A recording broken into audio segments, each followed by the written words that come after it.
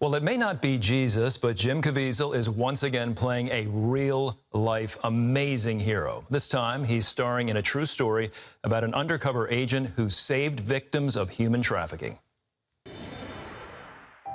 Famous for his portrayal of Jesus in Mel Gibson's mega hit, The Passion of the Christ, Jim Caviezel is known for taking serious roles that promote Christian convictions.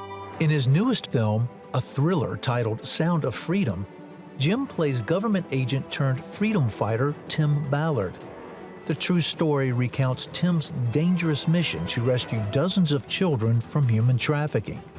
Jim is imploring 2 million moviegoers nationwide to see the film on July 4th in hopes of starting a movement to put an end to this evil. Ladies and gentlemen, this is an important, life-changing film. I urge you to see it. Jim Caviezel is here with us now. Jim, welcome back to the 700 Club. Hey, it's great to be here. Thank you very much, Andrew. We're honored to have you. And as I mentioned, this film is amazing. It gripped me in an intense fashion in that opening 20 minutes. And then the last hour is such a thriller. It's so well done. You portray Tim Ballard, who is a real person. What can you tell us about him? Well, he worked in Homeland Security, started CIA, went over to Homeland Security, and was taking down these traffickers. The only problem is they couldn't save the children. And this was a deep, deep prayer and concern of his. It's like, this is just not right, but that was not the protocol at the time. So he was down at Calexico, California, right there at the border, where we're having just horrible troubles right now.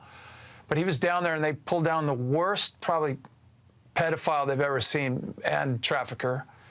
And this little boy, he's 5 years old, you know, he turns to Tim and says, "Will you save my sister?"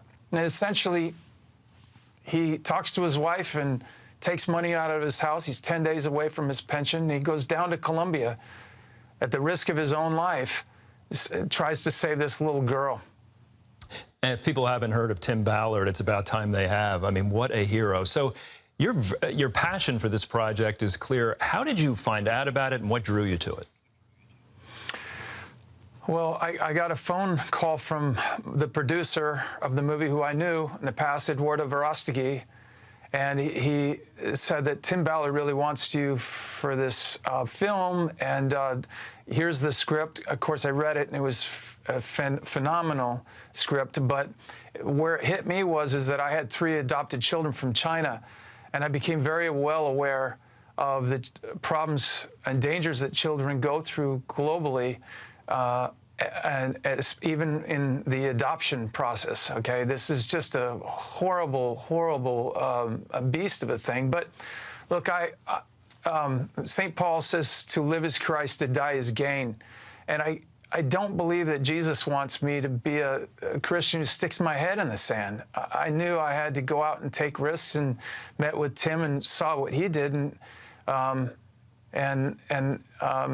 like The Passion, this film challenged me in ways I can't even comprehend. I mean, it took me 2 years to even sleep decently through the night, because I could hear the screams of the children of the agents that showed me how bad this truly is. Now, we don't take you down that deep in into this problem. But when I talk to moms and dads about this and say, "Oh, you know, I don't want to see this," and I said, "But you're not protecting your children. Isn't a father or a mother job to protect the child?" This film arms you. It shows you how routinely this occurs and what they do. And once you understand that and learn it, you become weaponized, and not just protect your own children, but others. Yeah, and Jim, I think it's important for the audience to know this film is done in a tactful, discerning way, and that I think the viewer is safe watching it. It's an emotional experience. It's a subject we don't necessarily want to face or look at, but they're safe with you and the filmmaker through this process, as you don't show anything overly graphic, but you get the point across. You get the point across in a delicate but gripping way. In the film's trailer, you make an alarming statement, and that statement is human trafficking is the fastest growing international crime network. How big of a problem is it in the United States? Oh, my God. Well, we're the biggest consumers in the world of this.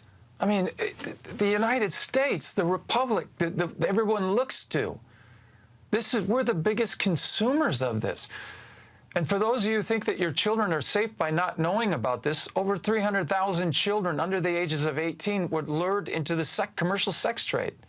It's a $152 billion a year empire right now. Just to put that in perspective, that's every major sports team, professional, in the United States, NBA, NHL, and MLB, NFL, and then add in World Cup soccer, Real Madrid, Manchester United, all of that combined is still smaller than what this is.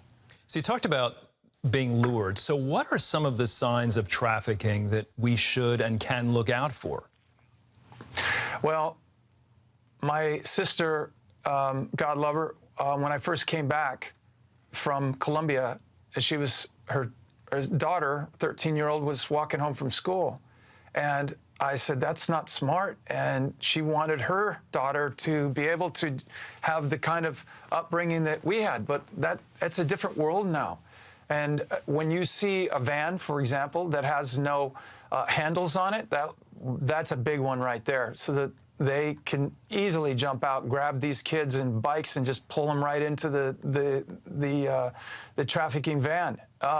When you're in like parks and recognizing things, like for example, things out of place. Why that guy's standing there staring and looking over? What is he looking at? There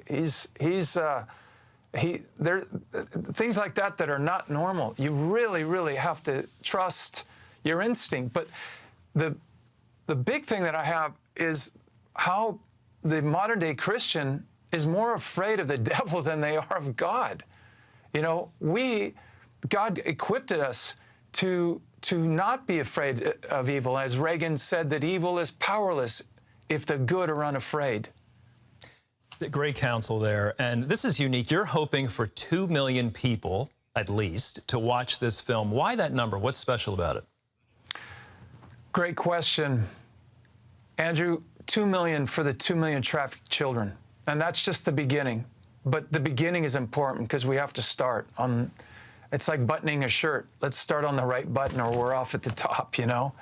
Can we love our children more than we fear evil?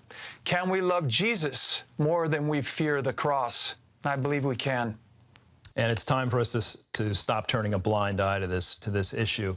Angel Studios, which is behind The Chosen, many people know, is offering to pay it forward to help people see the movie. What are they doing?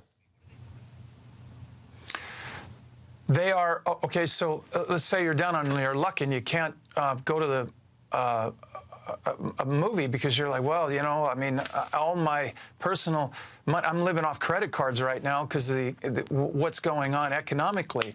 Well, they have this incredible program where you can go for free. All you got to do is just, you know, tell people that you love the film, if you love the film. And what a great opportunity. And they, by telling others about the film, why it continues to snowball. Now, here's our problem right now. We're selling out. That's great, but we're not a major studio here. We don't have enough screens. So we need you to go out and buy as fast as you can, buy these tickets so that it will put the pressure on the distributors and they will give us more theaters. Or what's going to end up happening is you show up and you got your family of 5 with you and you can't go to the movie, it's sold out, so you end up giving your money to Disney or something like that. Well, let me tell them also, it's not just an issue movie. The last hour, 15 minutes of this thing, I mean, my heart was racing. It is such a thriller. Once again, Jim's next movie is called Sound of Freedom. It's opening nationwide on July 3rd. Jim Caviezel, thank you so much for being with us today. Thank you very much, sir. Thank you, Andrew.